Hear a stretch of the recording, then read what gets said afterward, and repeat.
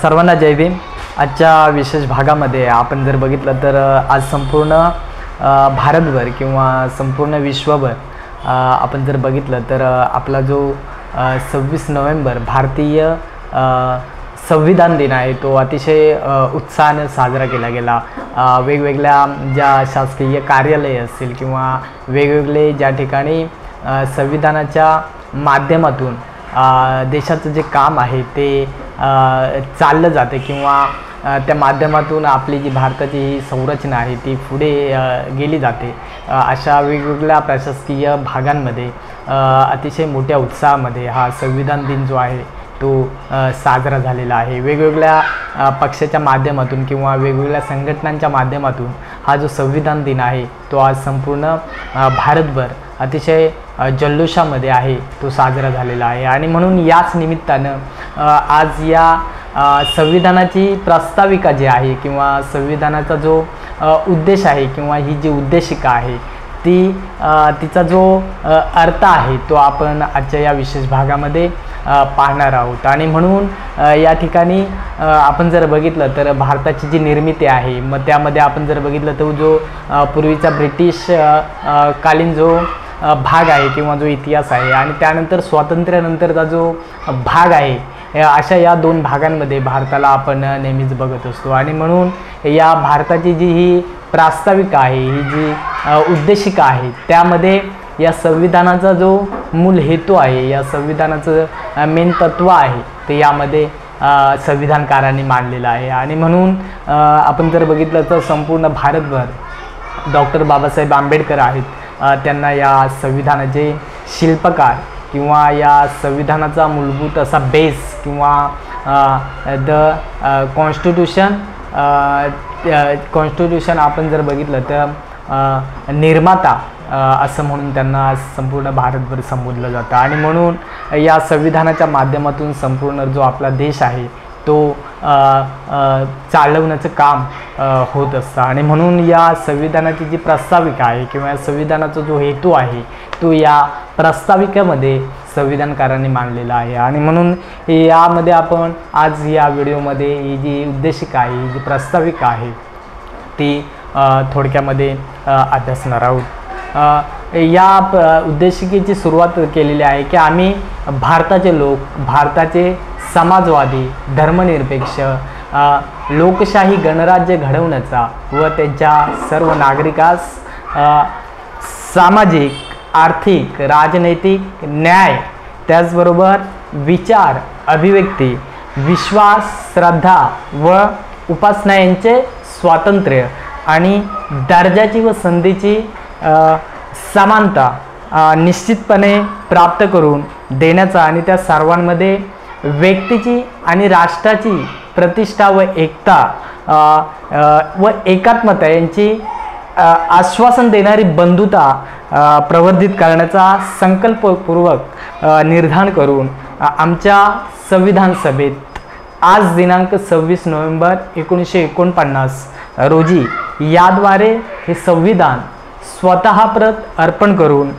किंवा अंगीकृत करून स्वतः प्रत अर्पण करत आहोत। अशा प्रकारची जी उद्देशिका आहे ही या भारतीय संविधानाची, या भारतीय राज्यघटनेची आपल्याला प्रत्येक ठिकाणी पाहायला मिळते। आणि म्हणून या संविधानाचा जो मूल हेतू आहे किंवा या संविधानाचं जे सार आहे ते या प्रस्ताविकेमध्ये मांडण्याचा प्रयत्न झालेला आहे। आपण जर बघितलं तर या संविधानाच्या सुरुवातीलाच असं म्हटलेलं आहे की आम्ही भारताचे लोक, म्हणजे ज्यावेळी आपल्याला स्वातंत्र्य मिळाले किंवा ज्यावेळी ब्रिटिश तिथून निघून गेले किंवा ब्रिटिशांच्या हातामधून ज्यावेळी आपण आपल्या देशाची सूत्र आपल्या लोकांच्या हातामध्ये घेतली त्यावेळी या भारताला आम्ही भारताचे लोक असं म्हटलेलं आहे। आणि इंग्लिशमध्ये इंडिया दॅट इज भारत असं म्हटलेलं आहे। आणि म्हणून आपण या देशामध्ये राहत असताना, आपण या देशाचे नागरिक असताना आपल्या मनामध्ये कॉन्स्टिट्यूशनने किंवा संविधानाने किंवा या प्रास्ताविकेने सांगितलेला जो भारत आहे, जो इंडिया आहे, तोच मूळ हेतू आपल्या मनामध्ये आपण ठेवला पाहिजे। आज देशामध्ये राहत असताना वेगवेगळ्या प्रकारच्या ज्या धार्मिक संस्था आहेत त्या देशाचं विघटन करण्यासाठी किंवा देशातल्या लोकांमध्ये द्वेष पसरवण्यासाठी वेगवेगळ्या नावांचा वापर समाजामध्ये करताना दिसत असतात। आणि म्हणून हे जे लोक आहेत ज्यांना इंडिया दॅट इज भारत अजून देखील समजलेलं नाही आहे, ते या देशाच्या वाटणीमध्ये, या देशातील लोकांच्या वैचारिकतेमध्ये मतभेद निर्माण करण्याचं काम करत असतात। आणि म्हणून अशा लोकांचं जे या इंडियाला, जे या भारताला भारत असं म्हणत नाही किंवा इंडिया असं म्हणत नाही, ते लोक या देशाचे विभाजक आहेत असं आणि संविधान कारणी यामध्ये आपणाला सांगितलेलं आहे किंवा या राज्यघटनेच्या उद्देशिकेमध्ये असं म्हटलेलं आहे। आणि म्हणून पुढे जर आपण बघितलं तर संविधानकारांनी असं म्हटलेलं आहे, प्रास्ताविकेमध्ये असं म्हटलेलं आहे, या देशातील जी लोक आहेत त्यांना सामाजिक, आर्थिक आणि राजनैतिक जो न्याय आहे तो यामध्ये, या संविधानाच्या माध्यमातून या देशामध्ये निर्माण करण्याचा प्रयत्न केला पाहिजे असं म्हटलेलं आहे। त्यानंतरच्या गोष्टीमध्ये जर आपण बघितली तर प्रत्येक व्यक्तीला त्याचे जे विचार आहेत, त्याची जी अभिव्यक्ती आहे, त्याची जी विश्वास एखाद्या गोष्टीवरती ठेवण्याची जी तर्कशील अशी मान्य आहे किंवा त्याची जी श्रद्धा आहे याची उपासना करण्याचा किंवा ते स्वतः पाळण्याचा किंवा ते स्वतः मांडण्याचा विचार आणि याची जी बंधुता आहे, याची जी समानता आहे ती स्वतःप्रत अर्पण म्हणजे ते स्वतःचं जे मत आहे ते तो मांडू शकतो, अशा प्रकारचं स्वातंत्र्य या राज्यघटनेमध्ये दिलेलं आहे। आणि पुढच्या पंक्तीमध्ये असं लिहिलं आहे की दर्जाची आणि संधीची प्रत्येक व्यक्ती या देशामध्ये, जो व्यक्ती या देशाचा नागरिक आहे, जो व्यक्ती या देशामध्ये आपलं जीवन अर्पण करतो, जगण्याचा प्रयत्न करतो, तो त्या व्यक्तीची जी वैयक्तिक प्रतिष्ठा आहे किंवा त्याला मिळालेली किंवा त्याला दर्जाची जी संधी उपलब्ध करून देण्याचं जे काम आहे ते राज्यघटनेचं आहे असं या प्रास्ताविकतेमध्ये म्हटलेलं आहे। आणि म्हणून संधीची आणि व्यक्तीची एकता किंवा समानता निर्माण करण्याचं काम हे जे संविधान आहे ते करेल असं या प्रास्ताविकेमध्ये म्हटलेलं आहे। आणि त्यामध्ये एक शब्द अतिशय महत्त्वाचा आहे की निश्चितपणे हे प्राप्त करून देण्याचा जे आहे ते हे संविधान काम करेल किंवा निश्चितपणे हे निर्माण करून देण्याचं काम जे लोक राज्य करतील, जे लोक सरकार निर्माण करतील त्या लोकांचं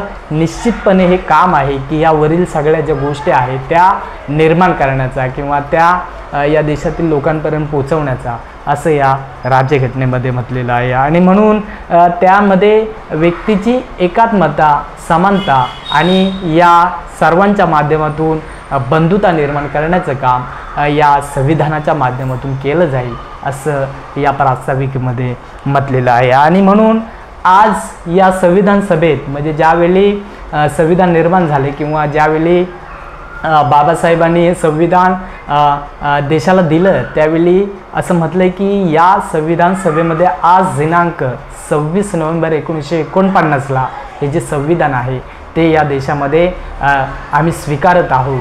आणि ते स्वीकारल्यानंतर असं म्हटलेलं आहे की हे जे संविधान आहे ते आम्ही स्वतःप्रत अर्पण करत आहोत, त्याचबरोबर हे स्वतःप्रत अंगीकृत करून किंवा अधिनियमित करून म्हणजे लागू करून स्वतःप्रत अर्पण करून आम्ही हे स्वतःलाच म्हणजे या देशातल्या प्रत्येक व्यक्तीला हे जे संविधान आहे ते अर्पण करत आहोत। अशा प्रकारची जी प्रास्ताविक आहे, अशा प्रकारचा जो या संविधानाचा जो उद्देश आहे तो अतिशय महत्त्वाचा असा प्रास्ताविकामध्ये मांडलेला आहे। आणि म्हणून देशाला जर पुढे न्यायचं असेल किंवा जी सरकारं या देशामध्ये राज्य करतात, जी सरकारं लोक निवडून देतात, लोकांच्या माध्यमातून लोकांच्या कामांसाठी किंवा लोकांच्या जीवनाचा उद्देश जो आहे तो सफल होण्यासाठी ज्या व्यक्तींची अशा प्रकारच्या ठिकाणी, अशा प्रकारच्या शासकीय असेल किंवा प्रायव्हेट असेल अशा प्रकारच्या ठिकाणी ज्या ठिकाणी नेमणूक होते त्या व्यक्तींची ती जबाबदारी बनते की हे जे संविधान आहे किंवा हे जे नियम आहेत, हे जे रूल्स आहेत, हे जे कानून आहे किंवा हे जे लॉज आहेत ते व्यक्तींच्या विकासासाठी किंवा व्यक्तींचा किंवा संपूर्ण भारतामध्ये राहणाऱ्या नागरिकांच्या विकासासाठी हे जे संविधान आहे ते अतिशय महत्त्वाची भूमिका बजावत असतं। आणि म्हणून या प्रास्ताविकेमध्ये सांगितलेला जो न्याय आहे जे बंधुत्व आहे, जी समानता आहे, ही या देशाला पुढे न्यायचं काम करेल असं या संविधानामध्ये सांगितलेलं आहे. आणि म्हणून आजच्या या संविधान दिनी तुम्हा सर्वांना खूप साऱ्या शुभेच्छा देतो. या संविधानाचा जो अर्थ आहे तो तुम्ही जाणून घ्याल किंवा तो इतरांपर्यंत पोचवाल किंवा या संविधानाचं एक मार्गदर्शक म्हणून तुम्ही स्वतः घडाल आणि संविधानाचा चांगल्या प्रकारे अभ्यास करून तो इतरांपर्यंत आपला जो हा देश आहे, हा जो भारत आहे, हा इंडिया दॅट इज भारत आहे, तो पुढे न्यायचं काम कराल. अशा प्रकारची मंगलमय कामना या व्हिडिओच्या माध्यमातून तुम्हा सर्वांना व्यक्त करतो. सर्वांना पुन्हा एकदा 26 नोव्हेंबर या शुभ दिनी, या संविधान दिनी तुम्हा सर्वांना सन्मानाचा, मानाचा जय भीम करतो आणि या व्हिडिओच्या माध्यमातून तुम्हा सर्वांची या ठिकाणी रजा घेतो. आणि म्हणून संविधानाचा सन्मान हाच आपला आत्मसन्मान असला पाहिजे. संविधानाचे जे भान आहे किंवा संविधान हेच आपला राष्ट्रीय ग्रंथ असला पाहिजे. संविधान हाच आपला व्यक्तीचा प्रतिष्ठेचा एक महत्त्वाचा भाग असला पाहिजे. आणि म्हणून प्रत्येकाला या संविधानाप्रती गर्व वाटला पाहिजे. कारण हा जो देश आहे हा कोणत्या ऐऱ्या-गैऱ्या पुस्तकावरती चालत नाही, तर हा जो देश आहे तो कोणत्या धर्माच्या पुस्तकावरती चालत नाही, तर हा जो देश आहे तो या संविधानाच्या माध्यमातून चालतो. आणि हे अनमोल असं जे संविधान आहे ते बाबासाहेबांनी या देशाला अर्पण केलेलं आहे. त्यांना या मार्गामध्ये ज्या ज्या व्यक्तींनी सपोर्ट केला, ज्या ज्या व्यक्तींनी या प्रवासामध्ये त्यांना सहकार्य केलं, तर सर्वांना या व्हिडिओच्या माध्यमातून आपण मान सन्मान किंवा त्यांचा रिस्पेक्ट करून हे जे संविधान आहे ते आपण स्वतः परत अर्पण करून किंवा स्वतः त्याच्यातले जे हक्क आहेत, जी कर्तव्य आहेत ते आपण समजून घेऊन हा देश पुढे नेण्यासाठी प्रयत्न करूया. अशा प्रकारची मंगलमय कामना या ठिकाणी व्यक्त करतो. आणि नेक्स्ट व्हिडिओमध्ये आपण संविधानाचं जे स्ट्रक्चर आहे किंवा संविधानाच्या माध्यमातून कसा देश चालला जातो, कसा घडला जातो याचं किंवा संविधानाच्या माध्यमातून ज्या कन्सेप्ट या माध्यमातून मांडलेल्या आहेत त्या पुढील व्हिडिओमध्ये आपण बघणार आहोत. यापूर्वी तुम्हा सर्वांची या व्हिडिओमधून रजा घेतो. सर्वांना पुन्हा एकदा जय भीम करतो. जय भीम.